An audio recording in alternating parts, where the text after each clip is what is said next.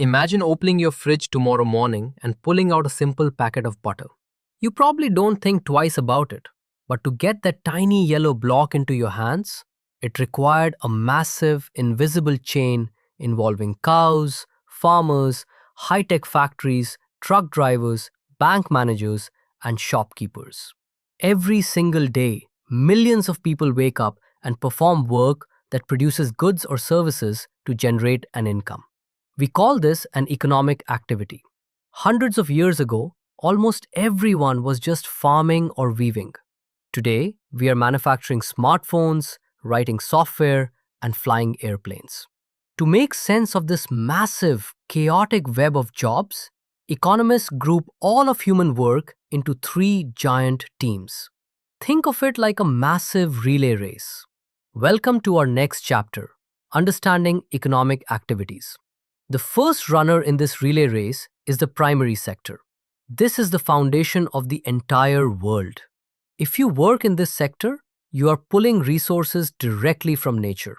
You are a farmer growing wheat, a miner pulling coal out of the dirt, a fisherman casting a net, or a forester cutting timber. You are extracting the raw materials that the rest of the world desperately needs. If the primary sector stops, the entire planet starves. But you can't build a house out of a raw tree, and you can't eat raw wheat right off the stalk. You need the second runner, the secondary sector.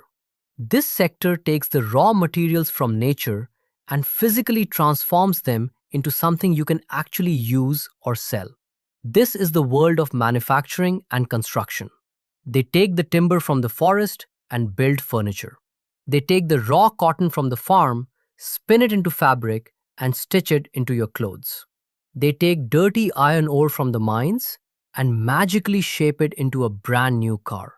But now you have a factory full of cars and clothes. How do you get them to the people? How do you manage the money? You hand the baton to the final runner, the tertiary sector. This is the sector of services. They don't pull things from the earth, and they don't manufacture physical goods. Instead, they provide the invisible glue that holds society together. Truck drivers transporting the goods, shopkeepers selling the products, technicians repairing your broken phone.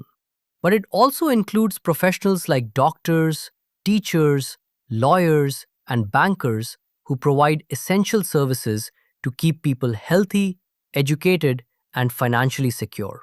Now, these three sectors do not exist in isolation. They are deeply, desperately interconnected. And there is no better story to prove this than the legendary dairy revolution in Anand, Gujarat.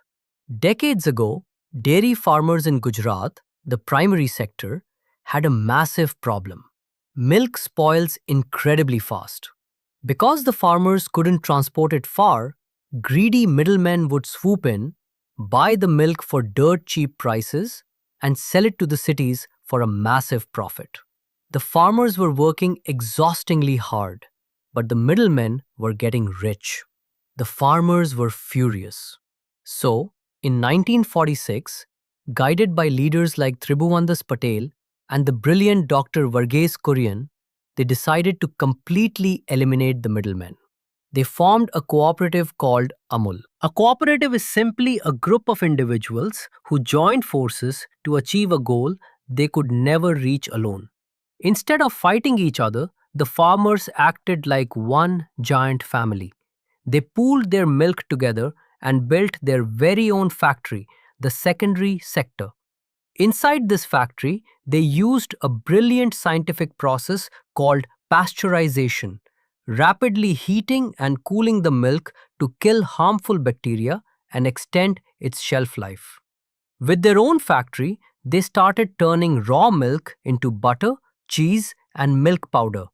Then, they hired their own trucks and set up their own distribution networks to sell it directly to shops across the country, the tertiary sector. They took absolute control of the entire relay race.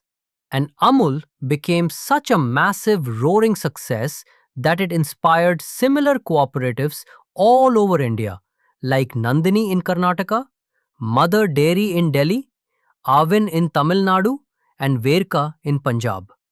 But as we build these massive economic chains, we have to remember one crucial thing. Our raw materials are not infinite.